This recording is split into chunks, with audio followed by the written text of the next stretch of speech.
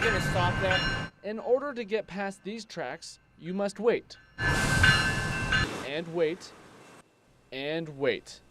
In some cases, watch the train stop and start to back up, adding to the frustration. But then it's more waiting. There's that anti-idling law. Oh, that law's broken here. Relief appears to be on the way following the Civic Works Committee decision to make this crossing the city's top priority. Yeah, I just think that it'd be a lot safer because, you know, a lot less congestion of traffic and, you know, you don't have to deal with a train going by every frickin' couple minutes or whatever, you know, every couple half hour. And the congestion woes continue for Londoners with concerns with bus transit and emergency vehicles. Definitely need more overpasses by far, and more bylaws implementing trains not to operate during business hours. Ward Councillor Stephen Orser says an overpass is overdue.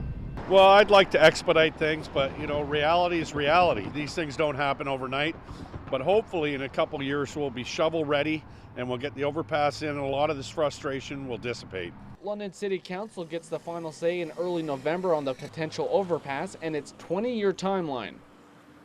In the meantime, these Londoners must wait.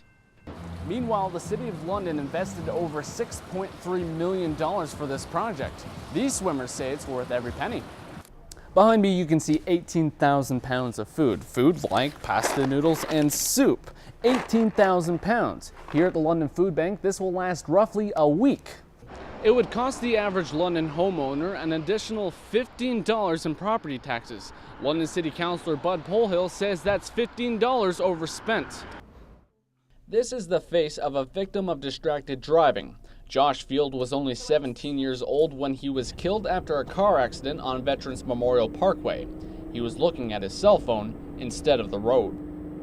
His mother doesn't want another family to go through the pain she felt, losing a son far too early in life. It only takes a split second of losing your concentration. Your mind, when you're texting, when you're trying to change channels on your radio, when you're trying to take a bite to eat or looking in the back at your kids in the car seats behind you, just a split second is all it takes. Inside the Fields' home in the small town of Belmont, pictures of Josh. Pictures of a 17-year-old who only took his eyes off the road for 1 second. Behind the wheel, on a phone, distracted. Josh's mom wants actions like this to be socially unacceptable, just like drinking and driving.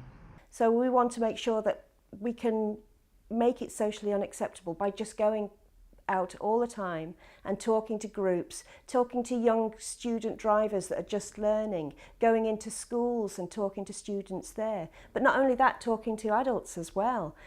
London police have no problem delivering the message. The Buckle Up Phone Down initiative caught 56 people on their phone while behind the wheel in just one day. We're employing the strategy commonly known as the 3 E's: engineering, enforcement, education, and empathy. And today you can see an example of, obviously, enforcement and education. London police say the number of people ticketed for distracted driving usually hovers between 5 and 10 people a day. What I'm feeling when I see people on their phone when we're out and about is frustration.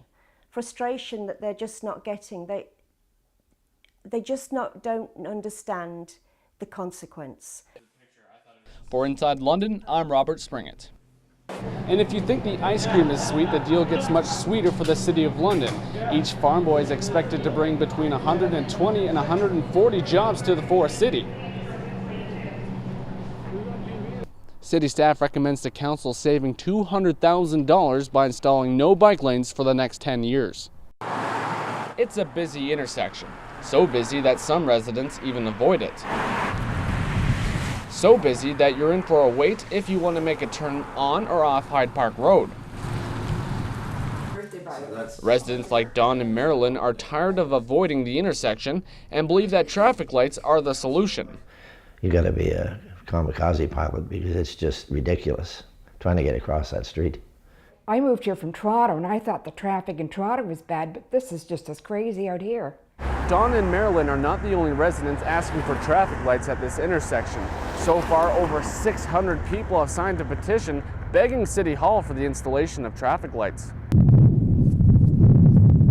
Snow shovels, sideline heaters, and anything to keep you warm as top team in the Catholic board, CCH squares off with Lucas, the top team in the public board.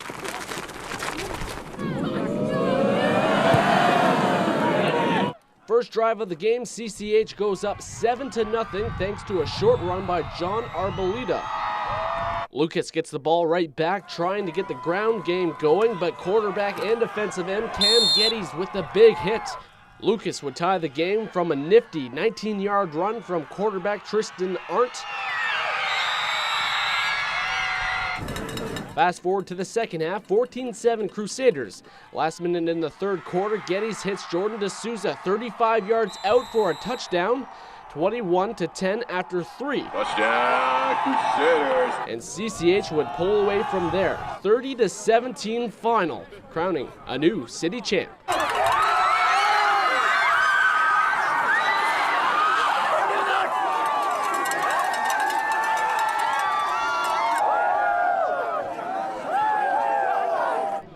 We never gave up. We kept on going full tilt the whole game. Coach never always embraced the grind. We just couldn't stop moving.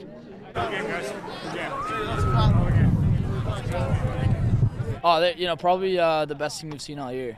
They run the ball good. They throw great. If it wasn't for the conditions, and they got a great defense, but we wanted it bad. We wanted it bad.